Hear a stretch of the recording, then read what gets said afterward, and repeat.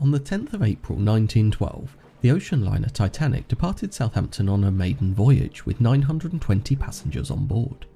She was an Olympic-class liner, around 883 feet in length, with a gross tonnage of 46,328 tonnes and a capacity of around 3,500 passengers and crew.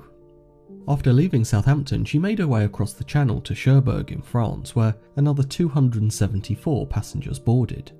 From there, she continued on to Queenstown in Ireland to allow the final 123 to embark.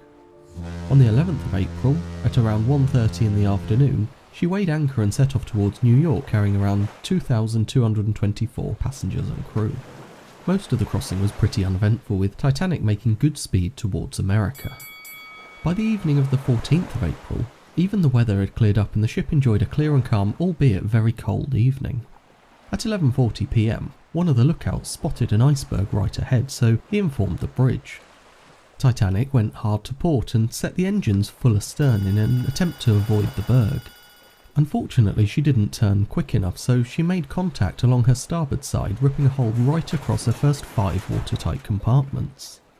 In her ordinary seagoing condition, Titanic possessed a great deal of longitudinal stability.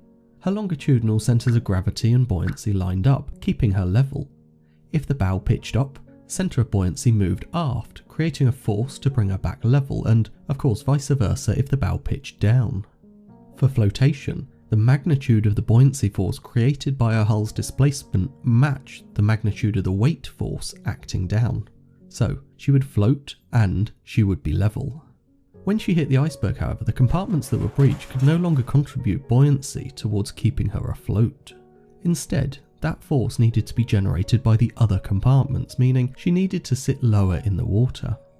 Now, she did have watertight doors that could maintain buoyancy within those compartments.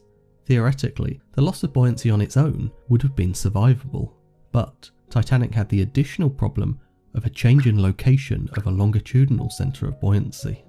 It had moved aft. The new average location of buoyancy was somewhere around here. With the centre of gravity and centre of buoyancy no longer lined up, there was a moment created pushing the bow down. Now, you already know that the result was that water would spill over the top of watertight bulkheads and lead to the ship sinking. But did that need to be the case? Was there an alternative? Look carefully at this diagram and think about what's happening. The bow is sitting lower because of the separation between the centre of buoyancy and centre of gravity. So, to stop that happening, you need to find a way of lining them up again. One option would be to find additional buoyancy above the damaged sections. As those parts submerged, they would then start to contribute to the ship's overall buoyancy, dragging the centre of buoyancy forwards. All you'd need to do is eliminate the turning lever to allow the ship to stabilise. Unfortunately, in the case of Titanic, there was no additional buoyancy to be found, so before she could reach equilibrium, the next watertight compartment flooded. The longitudinal centre of buoyancy kept being pushed further aft, so the bow continued to sink. So, we know that there is no chance of relying on dragging the centre of buoyancy forwards, but what about the centre of gravity?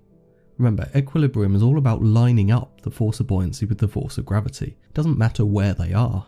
What if, at the moment the ship's hull was breached, we were able to move the centre of gravity instead? If we could position it above the new centre of buoyancy, there would be no turning force and the ship would sink straight down, lower in the water, until the remaining hull contributed enough buoyancy to overcome its weight. She would have survived. So how could you move the centre of gravity? Well, one obvious way would be to chop off the forward end.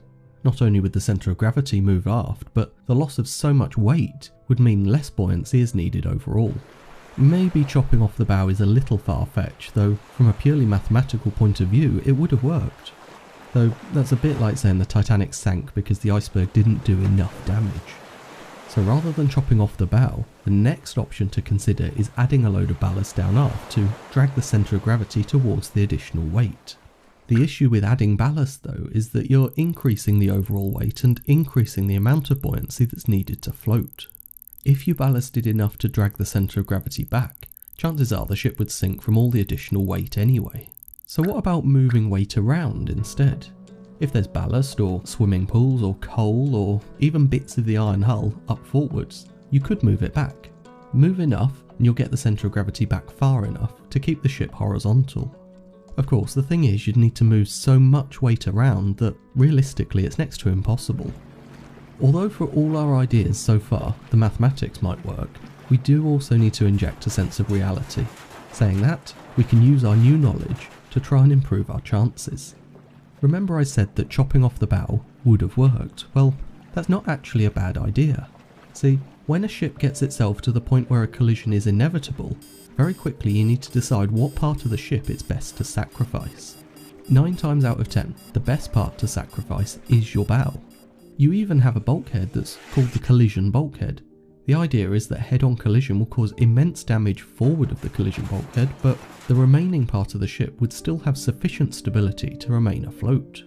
Had Titanic rammed the iceberg head-on, the energy of the collision might have been absorbed by the damage to the forward hull, but astern of the damage, there may have been sufficient buoyancy to remain afloat.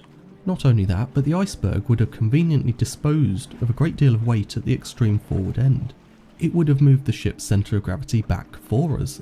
The part of the hull that remained would have probably had enough residual buoyancy to remain afloat, and the change in centre of gravity might even have let it float level. And that brings us to the end of today's video. Don't forget, we're on Patreon if you'd like to join our new community, discuss anything from these videos, or hear about what's going on in between uploads. Otherwise, we publish here on YouTube on the last Friday of every month. Until next time, thank you for watching, and goodbye.